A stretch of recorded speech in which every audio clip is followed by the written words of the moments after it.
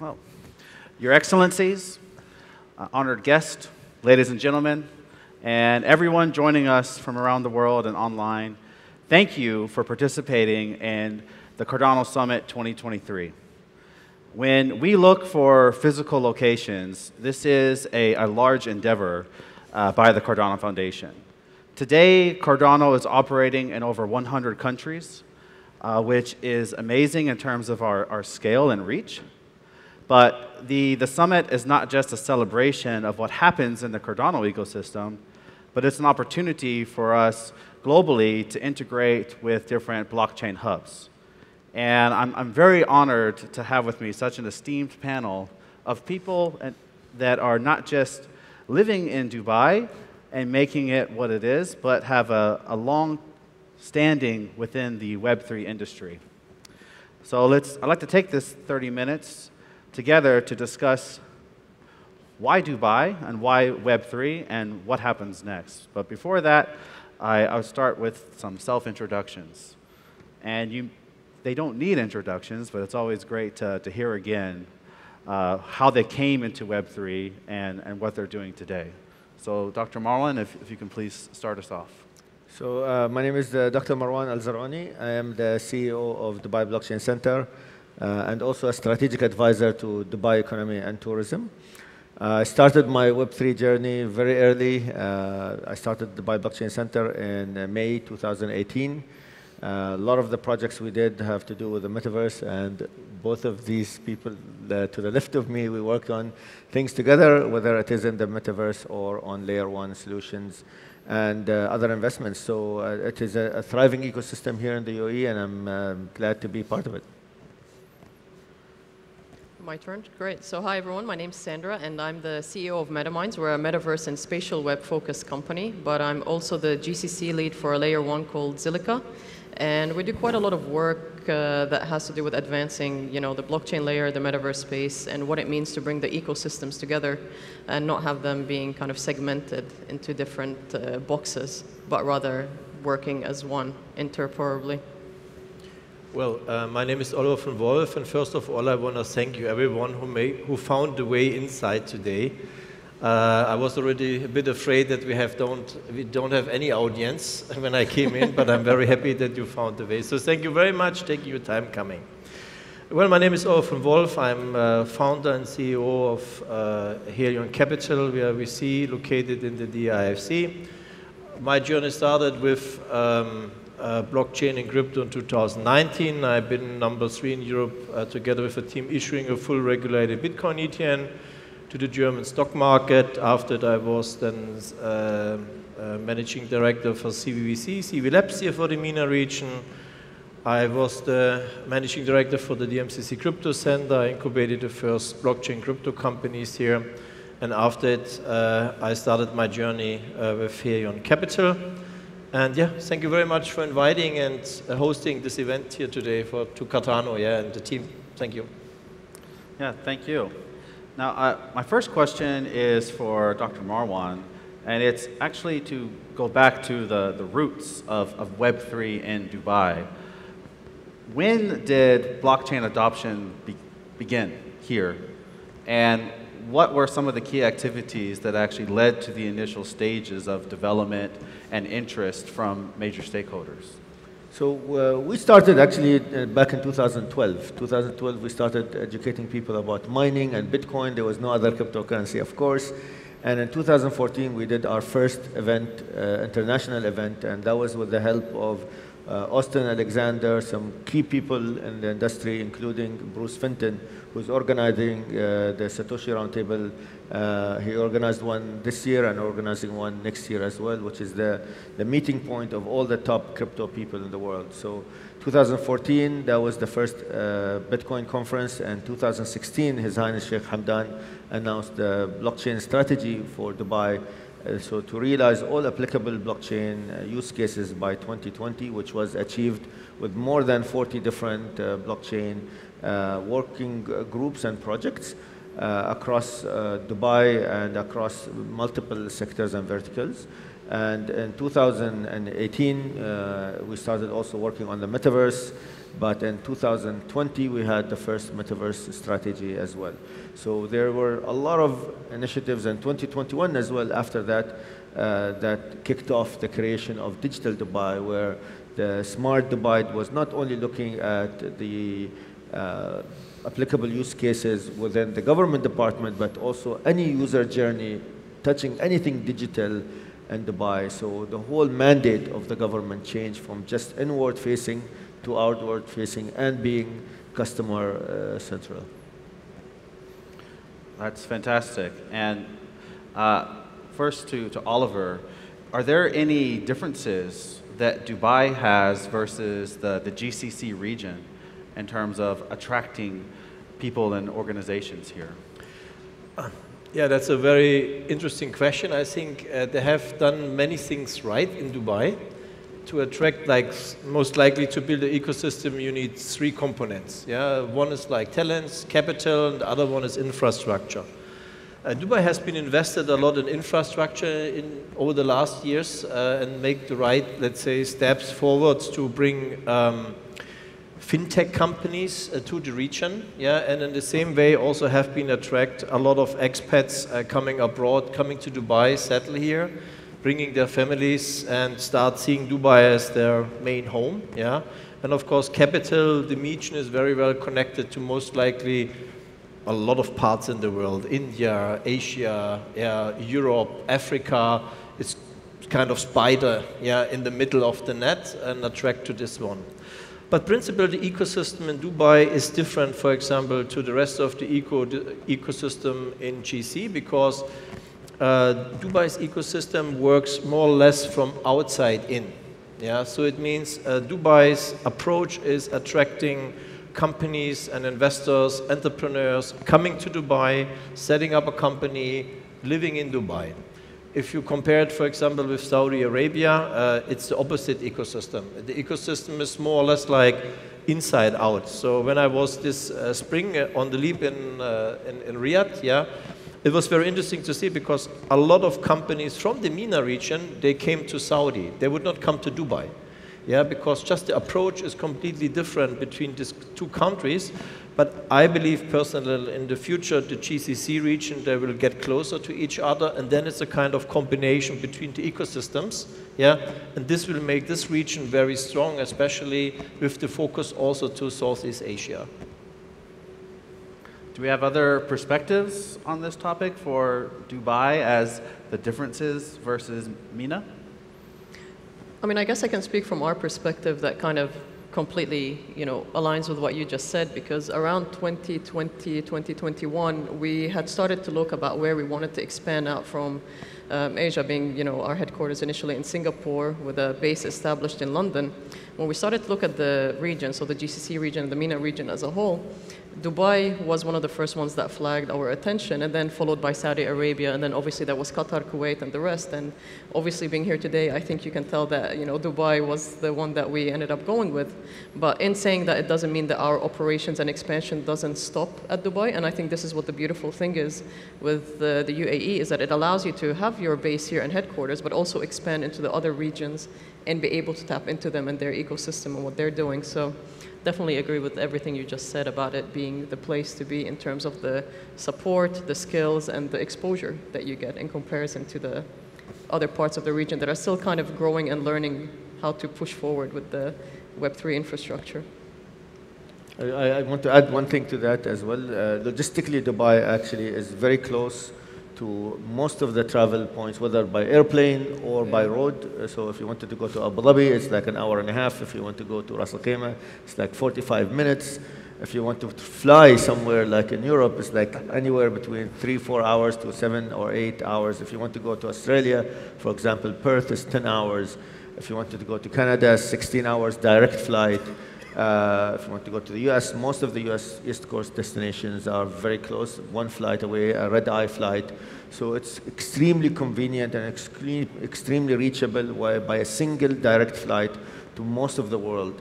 And that makes it extremely attractive to be your launching point to anywhere in the world. So if you want to attend a conference in London, you can do that the next day. You can come back after that to Dubai over the weekend. And it's extremely convenient, even for me, to travel and come back from any country in the world.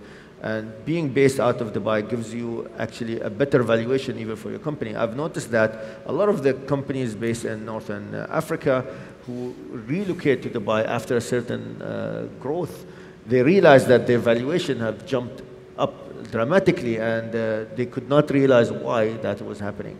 And there are multiple reasons for that. First, it shows that this company is revenue generating, that it has access to talent, it has access to international financial systems and banking and a lot of other perks that come with Dubai. And also, it's very easily reachable when I talked about logistics and that kind of stuff. So all these kind of factors and the positioning of the company makes it much more attractive and much more survivable than they would have been if they were stayed in their home country. So all these factors is what making Dubai more attractive. Ladies first. Sorry, just one more point. I don't want to tag on too much on this question, but I think it makes a lot of sense for people to know this. Also, when you look at the quality of skills and the caliber, because Dubai is such a hot pot of a mixture of people coming in, you know, as you were saying, from out coming in, you do get a high caliber of people that you can build teams and a company culture around that I believe outside is a bit harder to do. A lot of the people in the region that we have personally hired when we expanded the team, they're multi-skilled, multi-talented. They speak up to 3 to 4 languages even sometimes. So you are able to move the puzzle pieces in a way that makes it easier for you to set a company culture for growth. Whereas previously, you know, it would have been harder to do that in a you know, out of a ecosystem that is only tailored to a certain set of skills or a certain level of quality in terms of who you hire. Well, I think the really richness of Dubai is the people, are the locals, because their mindset is, let's say, it's a bit different as maybe the mindset of other Arabic countries. What I mean with this is we see very often how fast, let's say, just name it now, Dubai government, yeah, to have this umbrella a bit, how fast they're adapting technologies, how fast they're trying to implement technologies in their work and process flows, how fast they are in adapting talents, yeah, and they have a, let's say, they have a high understanding of how to develop their country, yeah, and I think this is really a kind of, let's say, destiny what they have, let's say, yeah, to find the best solution for their country, and we are all guests in this country, and they welcome us to work together on this vision, yeah, to execute the vision. Yeah, so, and I think that's for me, and I see this very often. Of course, there are regulations, there are rules, you have to follow them, then you can most likely, you're very free men in Dubai, doing whatever you want. But also if they see the need, or if you come with an idea what makes sense for them, they immediately try to adapt, and they immediately try to bring it to the right, let's say, ministry or to the right authority to see how this can be adapted, how this can bring additional value to the economy and to the social life in Dubai. And this is what I really love in Dubai. Yeah, you don't have all these instances and all these kind of things and people who talking things bad. Yeah, they see the positive things and they're trying to adapt it and trying to find a solution for it. And this is what I personally really love on Dubai, this kind of mindset, because this makes entrepreneurs, this makes technology driven, this brings innovation, yeah, and this brings the change at the end of the day, which makes happen that Dubai stays as one of the #1s in the world and for the region.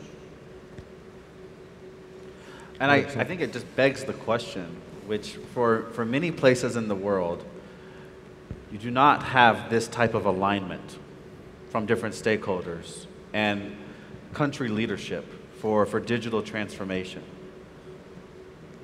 Where does this come from? Does this come from Dubai learning from the rest of the world? Does this come from their own experimentations and the willingness to drive things into the future? I think it comes, first of all, with a great leadership. So in Dubai, our leadership is always forward-looking. They unite people around a common goal, #1. #2, we are a city of merchants. We are used to this. We are used to working together with others. We are used to working and uniting with everybody that comes here, welcoming people who are coming here for the first time. His Highness Sheikh Rashid, when people were coming in boats from anywhere in the world, he was welcoming them with free bread and free water. So imagine that kind of welcome. The first thing you need after a long journey at sea is something to eat and water. You know, those are basic things, but thinking, you know, outside the box, thinking on how you can comfort people and welcome people as soon as they land, rather than them going and seeking something, you actually approach them. Going to them first is one of the built-in kind of DNA of Dubai, is trying to reach out to people to help them rather than waiting for people to ask for help. The third thing is Dubai is designed as a business. Dubai Inc. is how we are run. We are not run as a government who's trying to police and regulate. We are a government that tries to foster and incubate. So this is the difference of the Dubai story. Yeah, no, I have to agree. I mean, being someone from the region, it's very easy to see the growth that Dubai has kind of led with, even from back in the day when I used to come here when I was 10, 12 years old to where it is now. It's completely changed massively, and this goes without saying. But I guess to answer your question, if you were to take any company right now and bring, I don't know, the chief marketing officer and the chief finance officer and ask them what is your vision, they would have a completely different vision on what they want to achieve for the same company that they're a part of. And I believe what you said, Dr. Marwan, is 100% accurate, that the beauty of Dubai and the leaders of Dubai and just the community in general is that they are willing and open to make these changes together, because everyone is working for the benefit, not only for the UAE, but for the community as a whole. And I really believe that that's what really pushes forward with people seeing the value in why, if you do come to Dubai, yes, you are in safe hands because they are doing what's best for the ecosystem, because it trickles down into the country as well. So it's very easy to see that spearheading up, not going backwards at all, and actually impacting other members of the region too. I thought we were moving in lines. No, I think we go to the next topic. Everything is set, so let's not waste time. Maybe we find some other interesting topics as well. Yes, I would like to discuss more about the applications that are developed here. Yeah. You know, if we look beyond capital markets and the ability to set up a company, what do you see in terms of the maturity of Web3 businesses and use cases that are growing here? I think I'd like to start with Sandra on this topic. Yeah, I mean, I can give definitely the perspective of what we focus on, which is the metaverse. You know, I think if you look at our industry in specific, we had a lot of ups and downs when people were going through the, you know, the metaverse is dead, the metaverse has gone away, the metaverse has been kidnapped. You know, everyone kind of gave the metaverse some kind of story. But in reality, you know, when you look inwards and you kind of focus on what it needs to have a growing business, the metaverse by itself is not sustainable. Otherwise, we would just be a game developer. The metaverse does need blockchain, it needs crypto, it needs tokenization, it needs IoT, it needs AI, it needs VR, it needs AR for it to be an economy that is sustainable, for it to be the next iteration of what the internet is going to be. Otherwise, as a concept, it makes no sense. But again, this is our business model, and I'm not speaking on behalf of everyone. I think if we were to talk to Roblox, Fortnite, or Decentraland, they'd have a completely different vision. Now, for us, some of the big use cases are, if we are to look at Dubai in itself, we are able here to integrate a blockchain layer with, you know, there's a lot of rules and regulations around what it means to have a layer one integrated with the metaverse and what it means to have tokenization, what it means to have crypto. It adds an extra layer of safety and security that otherwise, you know, clients would not be comfortable, but even ourselves as a company would not be comfortable with, because when you're bringing together a large number of concurrent users, you need to safeguard and protect them in a way, right? If you put a microphone on everyone here in the room, you cannot guarantee someone will not get up and say something that you don't want them to say.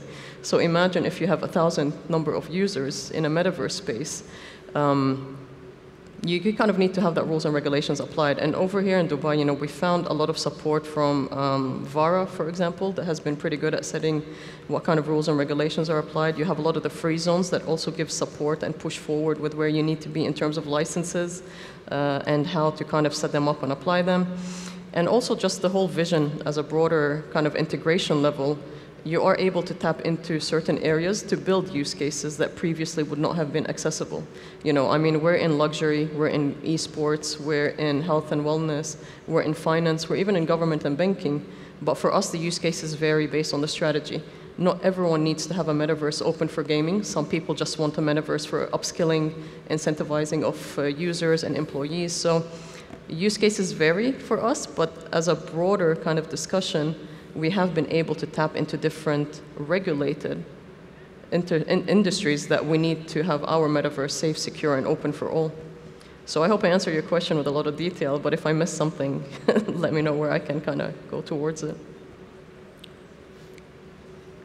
I think I'll add one more thing here. So for us in Dubai, we also, as I said, we run Dubai as a business. So we look at where the global GDP lies. And I think for the metaverse, the manufacturing aspect and use of metaverse to augment the workers within manufacturing, for example, in areas where it's very strongly like focused on safety, on doing everything diligently. AI and metaverse can play a role in speeding up this kind of process. For example, engine maintenance. Now, it used to take 8 hours using traditional methods and marking things on the engine where they, bolts need to be replaced and that kind of stuff. Just using augmented reality kind of cameras and goggles and marking them digitally rather than physically, and really monitoring the work of the technician using AI and using metaverse technologies and augmented reality, you can lower from 8 hours to around 45 minutes. The whole same process with much more assurance, with video recording, with a lot of other kind of track and trail and audit and blockchain technology as well tied to that to make sure that the process is done better and faster and smarter. So manufacturing is 16% of the global GDP as well. So this is where we see the biggest impact of metaverse. But things like healthcare, same kind of applications. A lot of the innovation within healthcare, within the metaverse, is augmenting the surgeon, augmenting operations, augmenting a lot of things that would be either too risky for the surgeon to do or too risky for the patient to undergo with a human kind of touch. Maybe it's micro kind of technology that needs to be done. Or maybe there's physically impossible for the doctor to do a surgery within an MRI machine. You know, you can have a robot or an avatar doing that in that kind of small space. A lot of these, and healthcare is 10% of the global GDP. Tourism is the same, around 10%. Retail and emerging kind of creative technology is also around 10% of the global GDP. Those are the areas where we focus on the most for their impact and the value take of the metaverse. So this is how we perceive the value of the metaverse. It is not creating games or creating other things that are for entertainment purposes. But this was the initial use case for the metaverse. But this is what is now, a lot of the projects are shifting to where the value lays within this kind of technology. Good. Actually, I think that from a, let's say, location point of view in Dubai, after we had a lot of quantities over the last year, the trend more to quality, I think it's needed. If you look to the last bullish market, and some maybe of you remember all these nice parties which we had in Dubai, yeah, so it was also enjoyable, but at the end of the day, it's about developing an ecosystem. So, and I think it was a very brave step from Dubai doing the VARA regulation as one of the first governments at all in the world. So as saying this, if you are the first one, it's always for the second and the third one already easier to do something or to put the finger on it and to blame it. Of course, not everything is perfect. Yes, but I think it was a very brave step, and I think that's the right direction to give the ecosystem in Dubai a bit more quality. In principle, I think as less regulation as better, because if we compare with the last 1.5 years, for example, AI, or the developing of AI and the adoption of AI in industrial processes and the economy, we see that this has been increased massively. And if we look to blockchain and crypto, it's more like waves, little waves, yeah, going forward. In my personal opinion is that the reason for that is, beside, let's say, all the negative government influence who try to not making this bigger, is because there's a lot of innovation and still adoption missing from the blockchain and crypto part. And my hope is that the governments not make too much regulation to stop the developing. Because a very simple example is, if we're using today our internet, yeah, let's say no one thinks about, do I use Etisalat or do? Yeah, so I come from a generation where we were happy to have internet the first time. I still remember these voices, what the modem made to log in. So at the end of the day, for me as an investor, also as I'm speaking here today, it's not necessarily, I'm not interested in, let's say, blockchain number 1, blockchain number 2, blockchain number 3. I'm more or less interested in solution to make this adaptable to the industry. So at the end of the day, if someone builds a new product on a blockchain, it shouldn't be the question which kind of blockchain I'm using. It's like I don't have the question which kind of internet I'm using. Yeah. So in here, the whole ecosystem needs even more innovation and more technology. At the moment, what I see very much from a VC side is a copy-pasting. Yeah, so there's no really 0 to 1 implementation, no 0 to 1 techniques. Everything what I got on the table, it just been existed before, just in a different way, like warming up and coming back to me. So I really think that here is a lot of things to do, and I hope that we can create an ecosystem and regulation in a such way that it does not stop the innovation, and that more companies coming to here to further build the ecosystem here, but to bring more quality in. That's to me the main part, to bring more quality in. Yeah, and I hope we are on a good way here in Dubai. Yeah, but we will see in the next like 1 to 2 years when the next bullish market comes. Yeah, so how the ecosystem will react and what kind of new projects coming to the market. I mean, that is a good segue into, as we have just a few minutes left, about the current challenges or opportunities that Dubai faces. And I think you summarized that pretty well for looking at these full implementations for blockchain applications that are adjusting the value chain and demonstrating like normalized use for a blockchain application.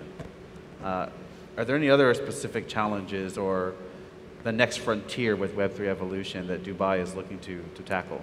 So I'll speak about two initiatives. Now we have the Dubai 33 initiative, which is the Dubai agenda for the next 10 years, including focus on the talent-based economy, including things like sustainable manufacturing. And I mentioned why that is important, but things like precision medicine, healthcare is extremely important, tourism is important, retail is important. Now, AI is going to be overarching over all of them. We aim actually to double the GDP in the next 10 years. We aim to have economic corridors with countries that we haven't worked with before, so 400 countries in the next 10 years. In addition to that, we want to focus now, and I don't know if you've heard about the announcement that was done a couple of days ago, that we're focusing on entertainment and esports as well. This was the first use case that we saw a lot of metaverse and Web3 economies jump into, but mainstream gaming is also an important aspect of the upcoming economy. And I think Dubai set forth also their plans for the next 10 years when it comes to esports as well. So whether that's tournaments or focus on the industry creation or the talent creation, and also focus on universities that are top-class universities, to bring them here to Dubai to create not only the academic next generation of talent, but also the industrial and professional kind of players within the space. So those are the areas that we are betting on very heavily as Dubai, and I think this is where the world should focus, is on the creative economy. And those are many areas to focus on, and I think that speaks to the current size of the industry and why there are so many diverse companies here, is to tackle all of those. And Sandra? I mean, I think the best person to answer that question was obviously Dr. Marwan. He has more insight than I would on it. But I think from my perspective, what I can say is, probably more on an entrepreneur level, with a lot of companies now looking at, coming to Dubai and making use and benefiting from all the support that's given. Not all companies are going to succeed, and that's just the reality of life. I think it's very important to have a business model that is well thought out, to understand exactly what you want to go after. Because one thing that can happen with a lot of people that come into Dubai is there's a world of events, like you said, there were some amazing parties, I completely agree. There's a world of support that's given to you, both from governmental, legal, access to skills, access to events and all that. You can easily get lost between what you came here to achieve and what you actually want to do.